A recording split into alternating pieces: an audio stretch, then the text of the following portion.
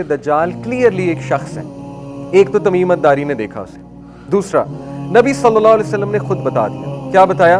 कि वो एक यंग मैन होगा। यंग मैन से यहाँ मुराद है 25-26 साल, गालिबन कुछ लोग 22 से 26 साल का एज ब्रैकेट कहते हैं, यानी यंग मैन। रेडिश कम्प्लेक्शन होगा, रेडी कम्प्लेक्शन होगा और शॉर्ट हाइटेड होगा विथ थिक करली हेयर। कुछ लोग इलॉन मस्क को भी दज्जाल कहते हैं। तो बहरहाल वल्लाहु आलम, कुछ लोग अब आजकल नेतन्याहू को भी कह रहे हैं कि एकदम से नेतन्याहू की आंख खराब हो जाएगी, वही दज्जाल बन जाएगा। असल में ये भी एक ओपिनियन है ना कि दज्जाल जब शुरू में आएगा तो वो अच्छा खासा खूबसूरत एक शख्स होगा और बाद में कुछ होगा तो उसकी आंख खराब होगी तो वो दज्जाल बन जाएगा। जैसे आपने देखा है कुछ फोकलोर्स में और कुछ ये फिक्शनल स्टोरीज में एक ऐसा कैरेक्टर दिखाते हैं जो अच्छा खासा होता है, उसके बाद उसकी आंख डैमेज हो जाती है तो वो काना हो जाता है। तो ये हर जो है ना माइथोलॉजी में एक ऐसा इवल कैरेक्टर होता है जो पहले काना नहीं होता, बाद में काना हो जाता है। ये आपने अक्सर देखा होगा स्टोरीज में।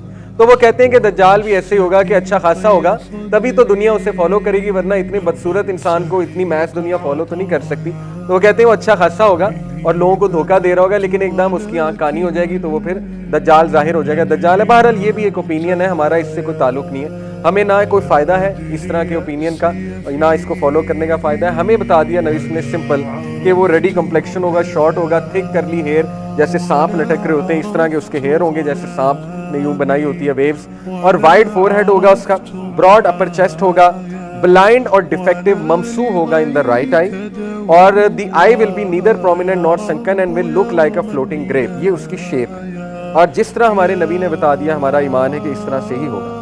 एक मिस्टेक जो होती है दज्जाल, देखें मैंने स्कॉलर्स से इस पे बहुत बात की है अल्हम्दुलिल्लाह, तो स्कॉलर्स का जो ओपिनियन है मैं आपके सामने रखता हूँ। तावील करना किस हद तक जायज़ है? तावील समझते हैं आप? हदीस की इंटरप्रिटेशन। अब ये पूरी एक फील्ड है। देखिए कुछ बातें जो हैं उसकी तावील की जाती है और इवन स्कॉलर्स करते हैं और एक हद तक इजाज़त भी है, लेकिन इस स्कॉलर्स का काम, ले मैन अगर इसको करेगा तो फिर वो बहुत ही एक डेंजरस जोन में कदम रख देगा और उससे गुमराही के बहुत चांसेस। स्कॉलर्स मिसाल के तौर पे इन चीज़ों की तावील कर सकते हैं कि नबी सल्लल्लाहु अलैहि वसल्लम ने कुछ हदीस में आर्टिफिशियल इंटेलिजेंस के दौर की तरफ इशारा किया, तो वो तावील करके बता सकते हैं कि मे बी इससे ये डिवाइस मुराद है या ये।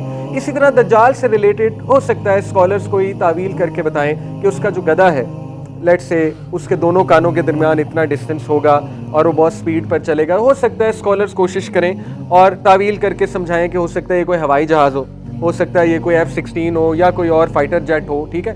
लेकिन बात आप समझने की कोशिश कीजिए कि देखें हर चीज़ की तावील ज़रूरी भी नहीं है। ऐसा ना हो कि हम तावील के चक्कर में पढ़ के इतने अपोलोजेटिक हो जाएं कि लिटरल चीज़ों का इनकार ही कर दें और हम कहें कि लिटरल चीज़ें हो ही नहीं सकती और हर चीज़ की तावील करने बैठ जाएं। तो ये भी अच्छी चीज़ नहीं है, अच्छी अप्रोच नहीं है। देखिए हो सकता है लिटरली गधा हो, इसमें क्या हर्ज है?